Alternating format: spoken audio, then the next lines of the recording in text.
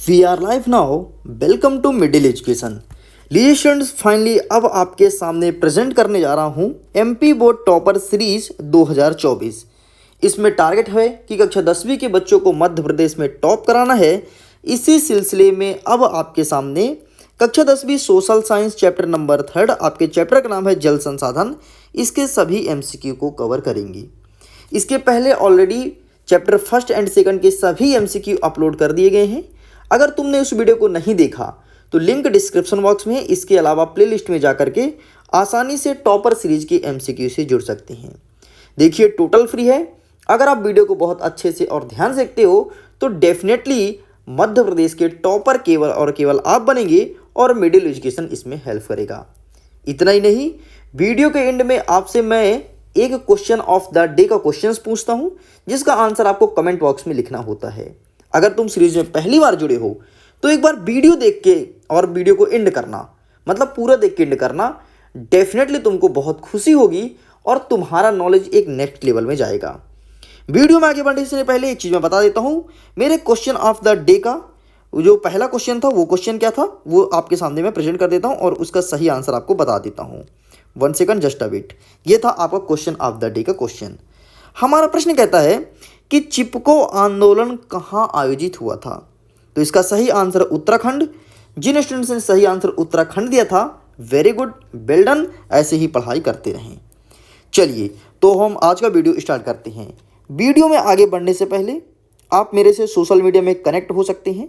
जैसे कि देख सकते हैं, यूट्यूब, टेलीग्राम, इंस्टाग्राम और ट्विटर हैंडल यहाँ पर दिया गया है। यहाँ पर जुड़िए, आप मेरे से बात कर सकते हैं। आपके मन में कोई भी डाउट हो आसानी से पूछ सकती हैं। इतना ही नहीं, ये जो आप स्लाइड देख रहे हो इसका पीडीएफ भी आपको मिलेगा। सिंगल क्लिक में पीडीएफ को डाउनलोड कर सकते हो। लिंक डिस्क्रिप्शन बॉक्स में दिया गया है। इसके साथ ही आप गूगल में सर्च कर सकते हो www.askclasses.com। गूगल में सर्च कीजिए और पीडीएफ को डाउनलोड कीजिए। चलिए हम आज के क्वेश्चंस को स्टार्ट करते हैं। देखिए स्टूडेंट्स, हमारा पहला क्वेश्चन ये रहा आपके सामने कि जल दुर्लभता के कारण में से कौन सा कारण है। इसका मतलब ये पूछा है कि जो ऑप्शंस दिए गए इनमें से जल दुर्लभता का कौन सा कारण हो सकता है। प्रश्न को थोड़ी घुमाया, लेकिन डोंट वरी, टेंशन मत लो। एक बात बताओ, जल दुर्बलता का मतलब होता क्या है? जल की कमी। तो जल की कमी के लिए कौन सा कारक महत्वपूर्ण हो सकता है? पहला नंबर कहता है बढ़ती जनसंख्या। एक बात बताओ, सपोज करो कि अभी तुम्हारे शहर में पर डे 50 लीटर पानी आता है। तुम्हारे शहर में रहने वाले कितने लोग हैं? 10 लोग हैं। लेकिन अगले साल राम के 2 बच्चे हो गए, श्याम के 2 बच्चे और हो गए, टोटल हो गए 14 लोग और पानी आता है 50 लीटर ही। तो जिसको जितना पानी मिलता था क्या उतना मिल पाएगा? नहीं, उसको कम पानी मिलेगा थोड़ी सी, क्योंकि जनसंख्या बढ़ गई है। तो बढ़ती जनसंख्या एक कारण हो सकता है। आगे देखते हैं, अधिक मांग। अधिक मांग का मतलब होता है अधिक डिमांड। अब देखो, इसी एग्जाम्पल में आते हैं। अब हमारे उस क्षेत्र में 14 लोग रहने आ गए हैं। तो इन 14 लोग जब आ गए हैं बेटा, तो पानी का डिमांड और ज़्यादा होगा कि यार भैया 50 लीटर पानी मत दो यार, अब थोड़ी अधिक दो। अरे तुम खुद देखोगे भाई, जब तुम्हारे घर में खाने वाले ज़्यादातर लोग रहते हैं तो सब्जियां जब बनती है ढेर सारी बनती हैं, चावल ढेर सारे बनते हैं, रोटियां ढेर सारी बनती है ताकि सब खाएं। और कम लोग हो तो क्या तब भी ढेर सारी बनाओगे? नहीं ना। तो ये भी इसका कारण हो सकता है।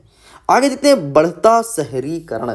शहरीकरण का मतलब ये होता है कि जो गांव है वहां पर अच्छे अच्छे घर बनाना, अच्छे अच्छे कंपनियां स्थापित करना, अच्छे अच्छे बिल्डिंग्स और अच्छे अच्छे बिजनेस हब बनाना। तो अगर कोई चीज़ शहरीकरण में कन्वर्ट होगा तो पानी बहुत लगेगा।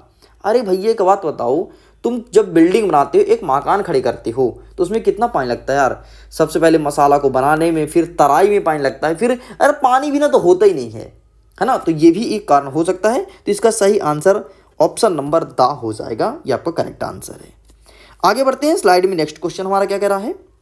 सेकंड नंबर कहता है कि प्राचीन भारत में किसने जल संग्रहण तंत्र बनाया था? प्राचीन भारत मतलब आज की बात नहीं कर रहा है, प्राचीन भारत की, पहले की भारत की बात कर रहा है। आपको पता है भारत को हम जब उसका इतिहास पढ़ते हैं तो 3 भागों में बांट के पढ़ते हैं। पहला प्राचीन भारत, दूसरा मध्यकालीन भारत और तीसरा आधुनिक भारत। और हम लोग जहाँ रह रहे हैं उसे कहते हैं आधुनिक भारत। तो ये मध्यकालीन के बारे में भी नहीं पूछा बल्कि प्राचीन के बारे में पूछा है, मतलब जब हड़प्पा सभ्यता का हुआ करता था। तो प्राचीन भारत में जल संग्रहण मतलब पानी को व्यवस्थित एकत्रित करने के लिए तंत्र मतलब षड्यंत्र या फिर नियम कानून किसने बनाया था? आपके ऑप्शंस हैं समुद्रगुप्त, अशोका, या फिर उपनिषद, या फिर ईसा मतलब ईसा मसीह लोग ने। तो इसका सही आंसर हो जाएगा ऑप्शन नंबर आ, समुद्रगुप्त इस करेक्ट आंसर। इसने जल संग्रहण तंत्र बनाया था और ये आपके वार्षिक परीक्षा में पिछले कई सालों से कई बार रिपीट हो रहा है प्रश्न। ये रिपीटेड क्वेश्चन है, प्लीज अच्छे से पढ़ करके जाइएगा। आगे देखते हैं, हमारा तीसरा नंबर कह रहा है कि किसे बहुराष्ट्रीय कंपनी कहा जाता है। देखो दो फैक्टर होता है बेटा, एक होता है राष्ट्रीय कंपनी, दूसरा होता है बहुराष्ट्रीय कंपनी।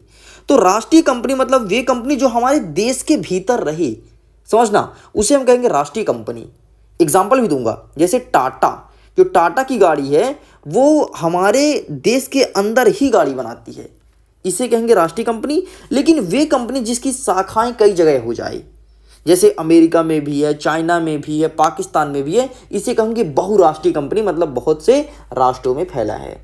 वैसे मैंने जो टाटा का एग्जाम्पल दिया है, टाटा हमारे भारत देश में नहीं है बल्कि विश्व के अनेक देशों में अपना हब बना के रखा है। हाँ, बिजनेसमैन है भारत के, लेकिन इनका विश्व में भी कई सारे सेंटर हैं।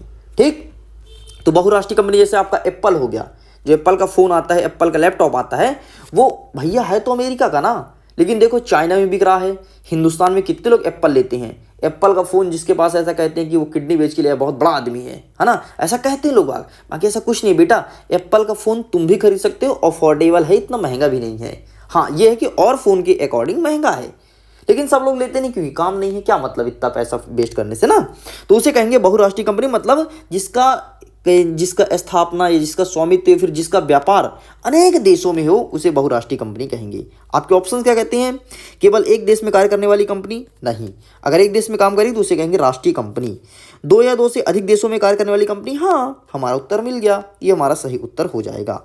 आगे बढ़ते हैं, चौथा नंबर। देखो एक एक चीज अच्छे समझना, ठीक है, ये नहीं कि सर हमको उत्तर बता दो, ऐसे में कुछ नहीं होगा यार। समझ के पढ़ोगे तुम्हारे एग्जाम्स अच्छे जाएंगे, टॉप करोगे। हमेशा टॉपर समझ के पढ़ता है, रटता नहीं है। यदि तुमको टॉप करना है तो तुम कुछ मत करो, जो वीडियो आता है उसको बस देखो, बाकी अपना घर में पढ़ना हो पढ़ो, सोना हो सो, बस इतना कर लो, डेफिनेटली तुम्हारे एग्जाम बहुत अच्छे जाएंगे। चौथा नंबर कहता है कि बांधों का निर्माण किस उद्देश्य के लिए किया जाता है? बांध जो होते क्यों बनाया जाता है? ऑप्शन देखो, मछली पालन के लिए, पर्यटन के लिए, सिंचाई के लिए, फिर घरेलू और औद्योगिक आवश्यकता के लिए। वैसे तो बांध का निर्माण मछली पालन और सिंचाई के लिए किया जाता है, लेकिन पर्यटन के लिए कोई बांध नहीं बनाता। पर्यटन के लिए कोई गार्डन बनाएगा, भाई घूमने के लिए कोई बगीचा बनाएगा, बांध क्यों बनाएगा? तुम बांध में थोड़ी ना घूमोगे कि बांध में घुस के घूम रहे हो कि अरे बाप रे मैं इतने पानी में गया घूम के आया, ऐसा कभी नहीं हो सकता। बांध में जाओगे घूमने तो निपट जाओगे। आगे देखते हैं, घरेलू तथा औद्योगिक आवश्यकता के लिए, घर में आवश्यकता है पानी की तो हम बांध क्यों बनाएंगे? हम छोटा सा कुआं बना लेंगे, हम बोरिंग करवा लेंगे, है ना, तो ये होगा नहीं। अब देखो मत्स्य पालन के लिए बांध कभी नहीं बनाते हैं। जहां पर बांध होता है वहां पर मछली जरूर पाल देते हैं, लेकिन अलग से बांध नहीं बनाते हैं। तुम कभी नहीं सुने होगे कि यार हम बांध बना रहे हैं मछली पालेंगे, नहीं, कोई नहीं करता। तो इसका सही उत्तर होगा सिंचाई। सिंचाई के लिए ज़्यादातर लोग बांध बनाते हैं अपने अपने खेतों में और उससे सिंचाई करते हैं। तो इसका सही answer option number C is correct answer, यही लगा कर आना अपने परीक्षा में। आगे बढ़ते हैं, पांचवा नंबर। हमारा पांचवा नंबर कहता है कि नर्मदा बचाओ आंदोलन किस विरोध के खिलाफ था? एक कार्यक्रम चलाया गया था, नर्मदा बचाओ आंदोलन। इसकी कहानी ये थी कि नर्मदा नदी पर एक बांध बनाना था। बांध का नाम था सरदार सरोवर बांध। तो सरदार सरोवर बांध बन रहा था, तो वहां पर कई सारे पेड़ काट रहे थे यार, लगभग वहां पर 1000-2000 पेड़ वहां के कट रहे थे, क्योंकि बांध बनेगा और बांध छोटा तो होता नहीं, बहुत बड़ा होता है बांध। जैसे तुम देखोगे तुम्हारे शहडोल के देवलौंध में है बाणसागर बांध, तुम्हारे जबलपुर में है बरगी बांध, अगर तुम उमरिया से बिलोंग करते हैं तो वहाँ पर संजय ताप विद्युत केंद्र, ये बांध है। ये बहुत बड़े बनते हैं, छोटे छोटे नहीं बनते हैं। तो ऐसे ही नर्मदा नदी पर एक बांध बन रहा था, सरदार सरोवर बांध। तो वहाँ पर बहुत सारे पेड़ काटने का प्रस्ताव पास हो गया था, इसलिए कई सारे लोगों ने विरोध किया, जैसे बाबा आमटे, हो सकता है इनका नाम तुम ना सुने हो, ये सब इसमें कार्यक्रम में भाग लिए थे नर्मदा बचाओ आंदोलन के लिए। तो इसका सही आंसर हो जाएगा option number B, Sardar Sarovar बांध इज करेक्ट आंसर। समझ में तो आ रहा है ना? अगर समझ में आ रहा है तो वीडियो को लाइक करिए, अपने दोस्तों के साथ शेयर कर दीजिए यार, डेफिनेटली तुम टॉप करोगे। आगे देखते हैं, छठवां नंबर। वर्षा जल संग्रहण क्या होता है? वर्षा जल संग्रहण, इसका मतलब ये होता है कि जो बारिश का पानी होता है उसे हम संग्रहित करें, एकत्रित करें, इसे कहते हैं वर्षा जल संग्रहण। हमारे ऑप्शंस क्या कहते हैं? वर्षा का पानी नदी में जाने देना, नहीं, नदी में जाने देंगे तो संग्रहण कैसे होगा, ये नहीं हो सकता। नेक्स्ट, वर्षा का पानी खाली स्थान में भरकर संग्रहण करना, हो सकता है, इसके बारे में विचार करेंगे। आगे देखते हैं तीसरा नंबर, वर्षा का पानी झील में भरकर संग्रहण करना, झील में भर के संग्रहण करना, नहीं, झील में तो वैसे ही भरेगा, हम थोड़ा ना भरने जाते हैं झील में कि ले लुटिया लुटिया लेके झील में पानी भरे, नहीं, इम्पॉसिबल। सभी बारियां मतलब ये सभी ऑप्शन सत्य है, तो इसका सही आंसर आपको लगाना है ऑप्शन नंबर बी, वर्षा के पानी खाली स्थान में भरकर संग्रहण करना, इसे हम कहते हैं वर्षा जल संग्रहण। इसके लिए ज़्यादातर लोग घर में सोखता गड्ढा बनाते हैं, तो इसका सही आंसर आपको ऑप्शन नंबर बी पे टिक करना है। चलिए आगे बढ़ते हैं नेक्स्ट क्वेश्चन। हमारा 7वां नंबर कह रहा है कि नेहरू जी ने बांधों को क्यों कहा आधुनिक भारत का मंदिर? सबसे पहले एक स्टेटमेंट रट लो, हमेशा परीक्षा में पूछता है कि किसने कहा बांधों को आधुनिक भारत का मंदिर। इस बार भी आपके त्रैमासिक परीक्षा में पूछा गया था, तो आपने वहां पर आंसर लगाया था पंडित जवाहरलाल नेहरू।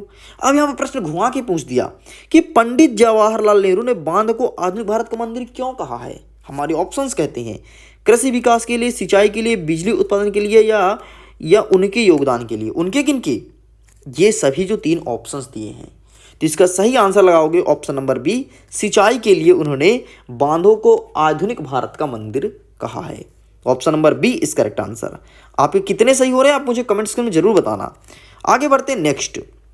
हमारा 8वां नंबर कह रहा है कि बांस ड्रिप सिंचाई प्रणाली क्या होती है? बांस ड्रिप सिंचाई प्रणाली, इसका मतलब ये होता है, एक होता है बांस, समझना बात को, और बांस में कर देते हैं होल नीचे नीचे, ठीक है, और खेतों में लेकर के रख देते हैं, इसमें पानी जाता है और टप टप खेत के पौधे के जड़ों में पानी गिरता है, इसे कहते हैं बांस ड्रिप सिंचाई प्रणाली या टपकन विधि। तुम पढ़े होगे अपनी परीक्षा में, अरे परीक्षा में क्या, अपने सिलेबस में पढ़े होगे टपकन पद्धति, तो यही है भैया। तो ये क्या होता है इसके बारे में पूछा है। ऑप्शन देखो, नदियों के बांकों पर झाड़ियां बोई जाती है, नहीं, नदी पर क्यों करेंगे, खेतों पे करते हैं। नेक्स्ट, नदियों के जल को बांस के बने पाइपों द्वारा सिंचित किया जाता है, नदी के जल को बांस के बने पाइपों द्वारा सिंचित किया जाता है, विचार करेंगे।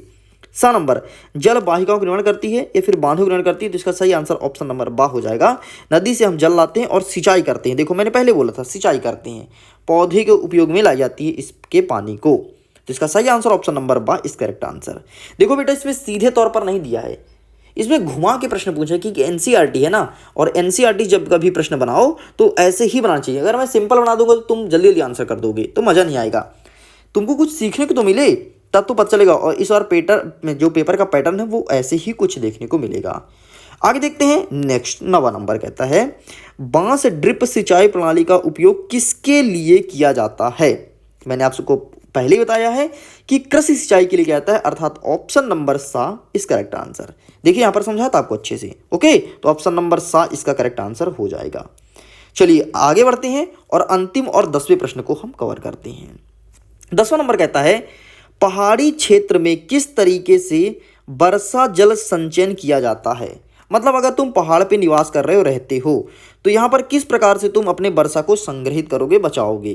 क्योंकि वर्षा में पानी क्या होता है, जैसे पहाड़ पर पानी बरसा तो फटाफट पानी बह के नीचे आ जाएगा।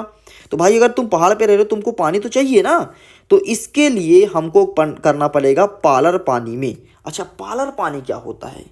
तो कुछ नहीं होता बेटा, सिंपल सा, आप पर्वत के ऊपर कोई ऐसा नदी या झील टाइप से बनाओ, वहाँ पर पानी भर दो, लंबे समय तक भर रहे, उसे कहते हैं पालर पानी में। ऑप्शन नंबर बा हमारा सही उत्तर है। अब 10 प्रश्न कंप्लीट होते हैं, आपके कितने सही हैं आप हमें जरूर बताना। और चलिए अब आगे बढ़ते हैं क्वेश्चन ऑफ डे की तरफ। देखते हैं हमारा क्वेश्चन ऑफ डे का क्वेश्चन क्या है। प्लीज़ वीडियो को लाइक कीजिए, चैनल को सब्सक्राइब करके बेल आइकन प्रेस कीजिएगा। इतना ही नहीं, अपने दोस्तों के साथ शेयर भी कीजिएगा ताकि लेटेस्ट अपडेट आपको मिल सके। तो ये रहा आपके क्वेश्चन ऑफ द डे का क्वेश्चन देख सकते हैं। क्वेश्चन कहता है कि अत्यधिक सिंचाई के नकारात्मक प्रभाव क्या हो सकते हैं? मतलब अगर तुम अत्यधिक सिंचाई कर रहे हो तो उसका क्या प्रभाव पड़ेगा? हमारे ऑप्शंस हैं, भूमि की उर्वरकता में कमी आएगी, मिट्टी लवणीकरण हो जाएगा, या फिर पानी की कमी होगी, या फिर बर्फ की बढ़ती मांग, मतलब बर्फ ज़्यादातर लोग खरीदने लगेंगे, इसका आंसर कमेंट सेक्शन में जरूर लिख करके बताना। अब हम मिलते हैं जल्द ही नेक्स्ट पार्ट नंबर 4 के साथ, और क्वेश्चन ऑफ द डे का आंसर आपको कल मिलेगा पार्ट नंबर 4 में। ओके स्टूडेंट्स, वीडियो को एंड करता हूँ। वीडियो को लाइक कीजिए, दोस्तों के साथ शेयर कीजिए और PDF को डाउनलोड जरूर कीजिएगा। Okay, bye bye.